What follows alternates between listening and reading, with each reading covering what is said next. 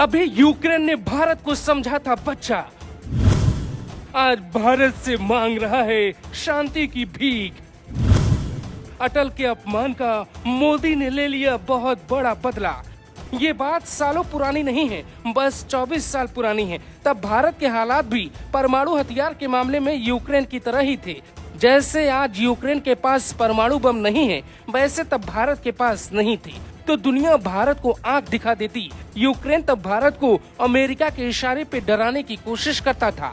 आज यही डरा हुआ यूक्रेन भारत से मदद के लिए गिड़गिड़ा रहा है। यूक्रेन के आकाओं को लगता है कि आज भारत मदद न करे तो बर्बाद हो जाएगा पूरा मुल्क। कहानी ज्यादा पुरानी नहीं है। करीब 2 दशक पहले ही भारत ने जब साल 1998 में परमाणु परीक्षण किया तो उसकी गूंज पूरी दुनिया में सुनाई दी। भारत के पास परमाणु हथियार नहीं थे जिससे दुनिया भारत को हल्के में लेती थी। 1998 में भारत के प्रधानमंत्री अटल बिहारी वाजपेयी थे जिन्होंने दुनिया को जवाब देने के लिए एक ऑपरेशन तैयार किया। इसका नाम रखा ऑपरेशन शक्ति। भारत को छुपकर ऑपरेशन के लिए सालों तक काम करना पड़ा। अमेरिका की सैटेलाइट भारत की निगरानी करती थी, लेकिन अटल बिहारी वाजपेयी ने पूर्व राष्ट्रपति एपीजे अब्दुल कलाम की मदद से वो कर दिखाया जिसका अंदाजा महाशक्तियों को नहीं था। भारत ने गुपचुप तरीके से परमाणु परीक्षण किया। इस सफलता पे अमेरिका बौखला गया।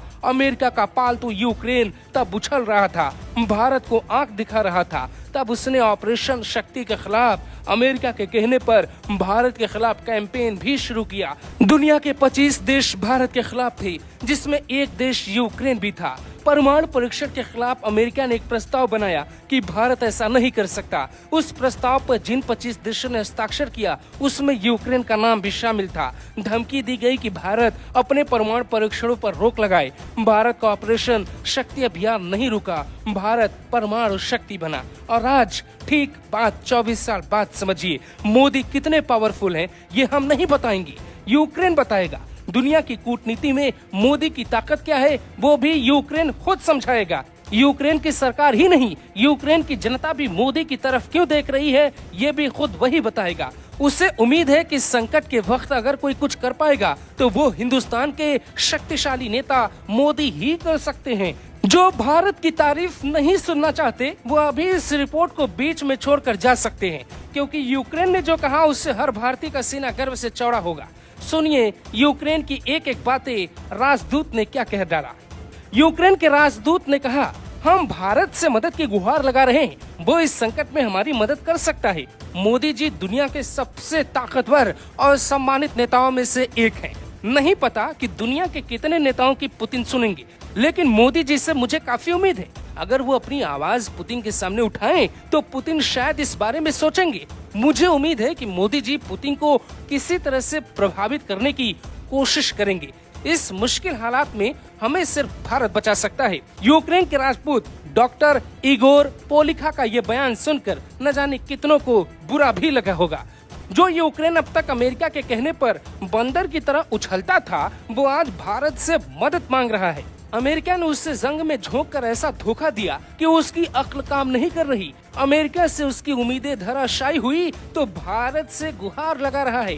वक्त का क्या गजब फेर है। आगे कहानी में कई और ट्विस्ट है, सुनिए।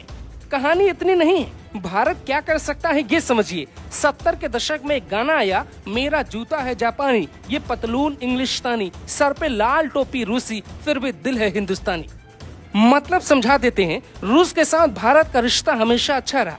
इसका ख्याल सिर्फ भारत सरकार ने ही नहीं रखा, बल्कि हमारी फिल्मों और हमारे संस्कार में भी रखा गया और रूस की टोपी सिर पे रखी गई। इसीलिए कहा जाता है जूता जापानी है लेकिन सिर पे लाल टोपी रूसी है।